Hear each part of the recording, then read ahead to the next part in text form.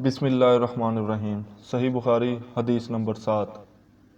حضرت عبداللہ بن عباس رضی اللہ تعالیٰ عنہ سے روایت ہے، انہوں نے فرمایا، ابو سفیان بن حرب رضی اللہ تعالیٰ عنہ نے ان سے بیان کیا کہ ہرقل نے انہیں قریش کی ایک جماعت سمیت بلوایا۔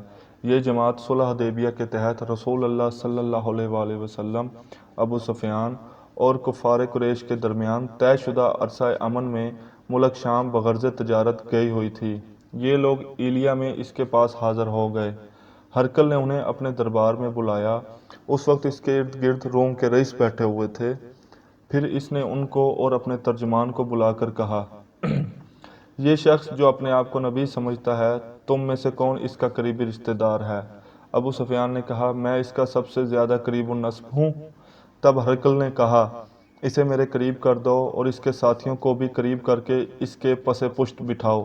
اس کے بعد ہرقل نے اپنے ترجمان سے کہا، ان سے کہو کہ میں اس شخص سے اس آدمی کے متعلق سوال کروں گا۔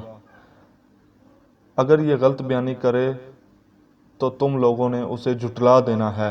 ابو سفیان کہتے ہیں، اللہ کی قسم، اگر جھوٹ بولنے کی بدنامی کا خوف نہ ہوتا تو میں آپ صلی اللہ علیہ وآلہ وسلم کے متعلق یقیناً جھوٹ بولتا۔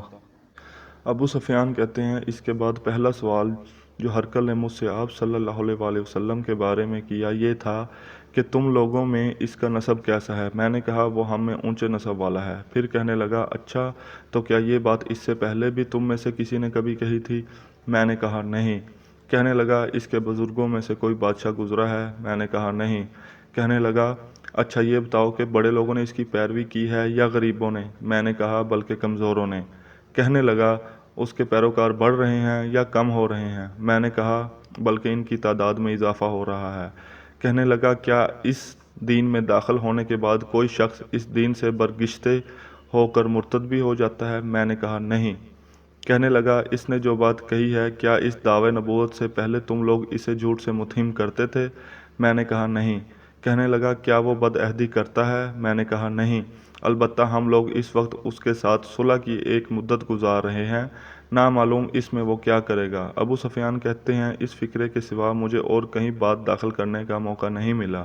کہنے لگا، کیا تم لوگوں نے اس سے جنگ لڑی ہے؟ میں نے کہا، ہاں۔ اس نے کہا، پھر تمہاری اور اس کی جنگ کیسی رہی؟ میں نے کہا، جنگ ہم دونوں کے درمیان برابر کی چوٹ ہے، کبھی وہ ہمیں ضک پہنچا لیتا ہے اور کبھی ہم اسے نقصان سے دوچار کر دیتے ہیں۔ کہنے لگا، وہ تمہیں کن باتوں کا حکم دیتا ہے؟ میں نے کہا، وہ کہتا ہے، صرف اللہ کی عبادت کرو، اس کے ساتھ کسی چیز کو شریک نہ کرو اور اپنے باپ دادا کی شرکیاں باتیں چھوڑ دو، اور وہ ہمیں نماز، سچائی، پرہیزگاری، پاک دامنی اور قرابت داروں کے ساتھ حسن سلوک کا حکم دیتا ہے۔ اس کے بعد ہرقل نے اپنے ترجمان سے کہا کہ تم اس شخص ابو سفیان سے کہو کہ میں نے تم سے اس شخص نبی پاک صلی اللہ علیہ وآلہ وسلم کا نسب پوچھا تو تم نے بتایا کہ وہ اونچے نسب کا ہے، اور دستور یہی ہے کہ پیغمبر ہمیشہ اپنی قوم کے اونچے نسب میں بھیجے جاتے ہیں۔ اور میں نے تم سے دریافت کیا کہ آیا یہ بات اس سے پہلے بھی تم میں سے کسی نے کہی؟ تم نے بتلایا کہ نہیں۔ میں کہتا ہوں، اگر یہ بات اس سے پہلے کسی نے کہی ہوتی تو میں کہتا کہ یہ شخص ایک ایسی بات کی نقالی کر رہا ہے جو اس سے پہلے کہی جا چکی ہے۔ اور میں نے تم سے دریافت کیا کہ ان کے بزرگوں میں کوئی بادشاہ گزرا ہے تو تم نے بتلایا کہ نہیں۔ میں کہتا ہوں، اگر اس کے بزرگوں میں سے کوئی بادشاہ گزرا ہوتا تو میں کہتا کہ یہ شخص اپنے باپ کی بادشاہت کا طالب ہے۔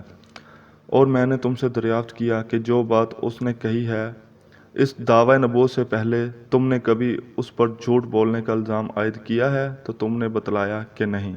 اور میں اچھی طرح جانتا ہوں کہ ایسا نہیں ہو سکتا کہ وہ لوگوں پر جھوٹ باندھنے سے تو پرہیز کرے لیکن اللہ پر جھوٹ بولے۔ میں نے تم سے دریافت کیا کہ بڑے لوگ اس کی پیروی کر رہے ہیں یا کمزور؟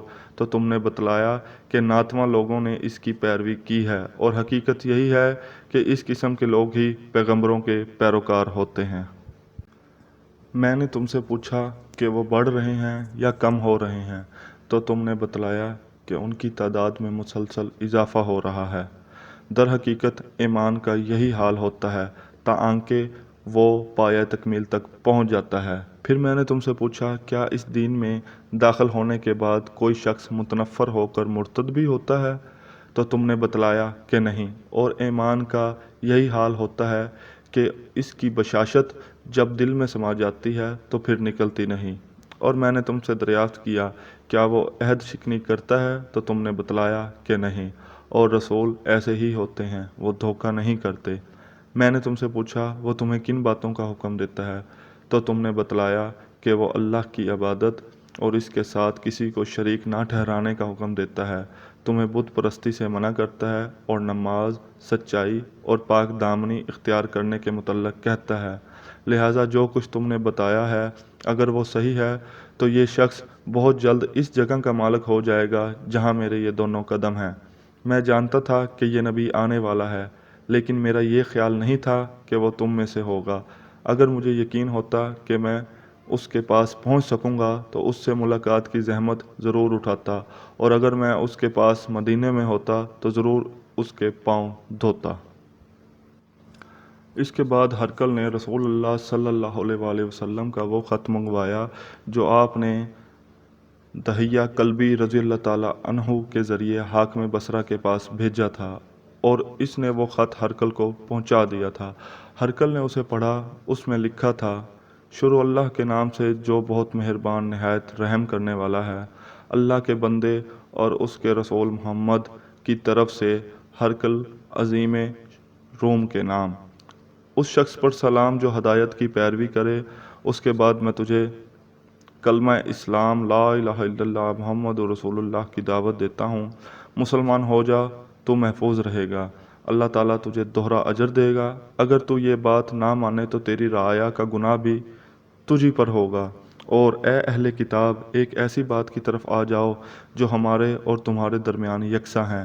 ہم اللہ کے سوا کسی اور کی عبادت نہ کریں اور اس کے ساتھ کسی چیز کو شریک نہ ٹھہرائیں، اور ہم میں سے کوئی اللہ کے سوا ایک دوسرے کو اپنا کارساز نہ سمجھے۔ چنانچہ اگر یہ لوگ اعراض کریں تو صاف کہہ دو کہ گواہ رہو ہم تو فرمانبردار ہیں۔ ابو سفیان نے کہا جب ہرقل جو کہنا چاہتا تھا کہہ چکا اور خط پڑھ کر فارغ ہوا تو وہاں آوازیں بلند ہوئیں اور بہت شور مچا، اور ہم باہر نکال دیے گئے۔ میں باہر آ کر اپنے ساتھیوں سے کہا: ابو کبشہ کے بیٹے کا معاملہ بڑا زور پکڑ گیا ہے، اس سے تو رومیوں کا بادشاہ بھی ڈرتا ہے۔ اس روز کے بعد مجھے برابر یقین رہا کہ اس کا دین غالب آ کر رہے گا، یہاں تک کہ اللہ تعالیٰ نے میرے اندر اسلام جاگزیں کر دیا۔ ابن ناطور جو ایلیا کا گورنر، ہرقل کا مصاحب اور شام کے عیسائیوں کا پادری تھا، بیان کرتا ہے کہ ہرقل جب ایلیا آیا تو ایک روز صبح کے وقت رنجیدہ خاطر بیدار ہوا۔ اس کے کچھ مصاحب کہنے لگے: ہم دیکھتے ہیں کہ آپ کی طبیعت کچھ بجھی بجھی ہے۔ ابن ناطور نے کہا: ہرقل ماہر نجومی اور ستارہ شناس تھا۔ جب لوگوں نے اس سے پوچھا تو کہنے لگا: میں نے آج رات تاروں پر نگاہ ڈالی تو دیکھتا ہوں کہ ختنہ کرنے والوں کے بادشاہ کا ظہور ہو چکا ہے۔ بتاؤ ان دنوں کون لوگ ختنہ کرتے ہیں؟ مصاحب کہنے لگے: یہودیوں کے سوا کوئی ختنہ نہیں کرتا۔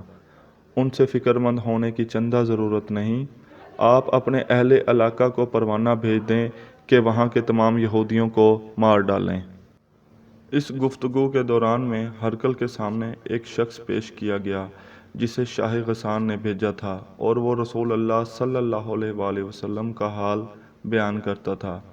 جب ہرقل نے اس سے تمام معلومات حاصل کر لیں تو کہنے لگا: اسے لے جاؤ اور دیکھو کہ اس کا ختنہ ہوا ہے یا نہیں۔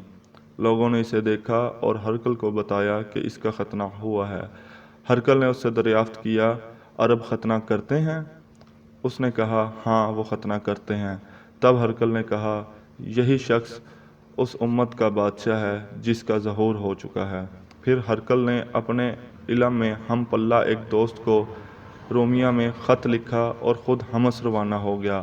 ابھی حمص نہیں پہنچا تھا کہ اپنے اس دوست کا جواب موصول ہو گیا۔